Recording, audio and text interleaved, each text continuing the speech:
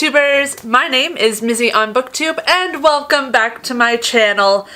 Wow, that last video really took a turn for the worst, didn't it? Well, thank goodness that's over, and I was under no circumstances bitten by any vampires or zombies.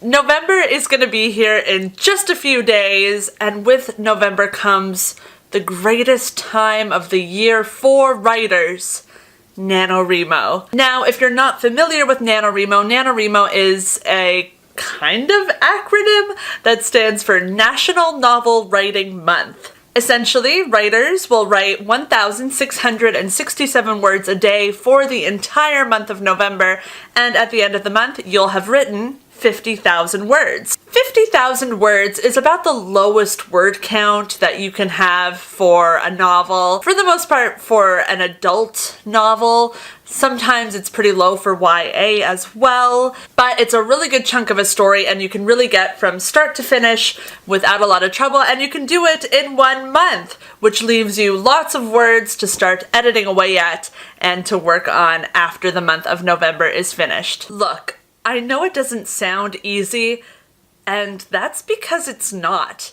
This will be my 6th year attempting NaNowrimo, and I've only won it twice. I'm really proud of the books I came up with during the 2 nanos that I won. The first one I really haven't done anything with. It's not very good. And then the second nano novel that I won with, I actually fully finished, put it through beta reads, totally edited, added to it, sent it out for queries, and I have gotten a couple of really great rejections. But hey, none of that could have happened if I never wrote the thing in the first place, and that's where NaNowrimo really excels. NaNowrimo should be called the month where you just write the thing, because really, that's what you're doing. So without further ado, here are 5 tips to get the most out of NaNowrimo. Tip number 1, start with an original project. Basically, every single time I've lost NaNowrimo, it's because I tried to write or rewrite something that I'd already started once before. So for example, I lost probably 2 NaNowrimos trying to rewrite the manuscript I wrote for the first NaNowrimo. NaNowrimo is a lot easier when you pick an idea you're really excited about jumping into, you start the project on chapter 1 and you try to write it through to chapter the end.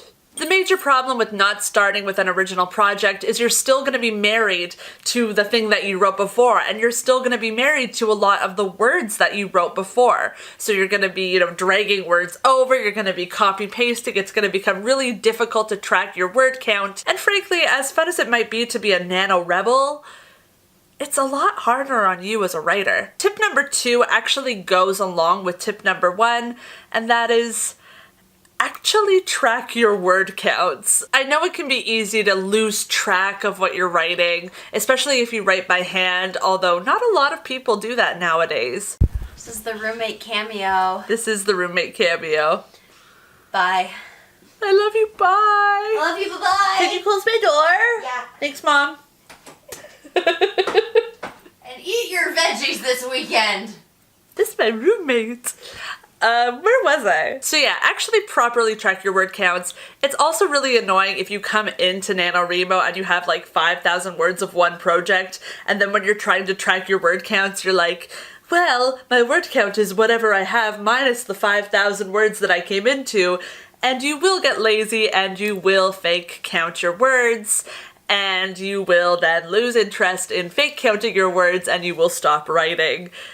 Trust me, it has happened to me and it does not work well. Tip number 3 is a total continuation of tips number 1 and 2, and that is write your story in order. Now, obviously, with programs like Scrivener, it's not completely necessary that you write every scene in order, and there are going to be days when you really just want to skip to the romantic scene and write that, have your fun, and then come back to your first place. For the most part, it's really important to start your novel on chapter 1 and see it through as you go. A really great perk of NaNowrimo and writing your story for NaNowrimo is you get that continuity not only of the story, but of the emotional drive of the story. So by writing it in order, you're going to keep that continuity going, and it's going to make it really easy for you when you start editing the project later to kind of see where your characters are supposed to be, as opposed to just a bunch of mismatched, misplaced scenes here and there and everywhere. That said, tip number 4, make a basic plan. NaNowrimo is really famous for dividing writers into 2 camps, planners and pantsers. I myself am definitely a planner, which means I plot my stories from start to finish. I not only do the technical plot, I do the emotional arc of all the characters. I know exactly what's happening in which point in the story. I know what's happening in which chapter, so I always know exactly where I'm gonna go pretty much. Whereas pantsers quite literally fly by the seat of their pants. What I recommend is something in between. Now, while I personally cannot live my life without plotting out my novel word for word before I actually write it, I see the value in really taking time to pants a few scenes.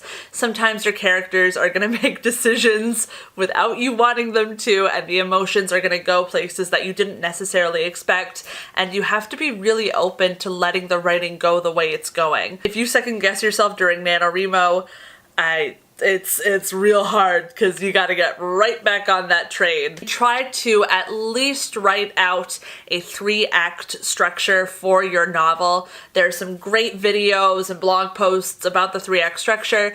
Basically, you want to have a really clear beginning, you want to have a really clear middle section, and you want to have a really clear climax as well. This is going to really help you because during NaNowrimo, when you're starting a new project, it's really easy to get stuck in the opening act of your story, really introducing those characters, having people talk to each other until you realize you've written 50,000 words of a beginning of a novel, but you have no actual inciting incident to drive you into the rest of the book and drive you towards the climax. So try to at least get those flagpoles planted before NaNowrimo. That's what Preptober is for, and it's gonna make your life a lot easier come November. Finally, tip number 5 is get involved. Now, I just moved to a new city, so I am so excited to start meeting other writers that are participating in NaNowrimo. The city I came from also had a really active writing group, and I only really got active with them in the past 2 years. And honestly, it makes such a difference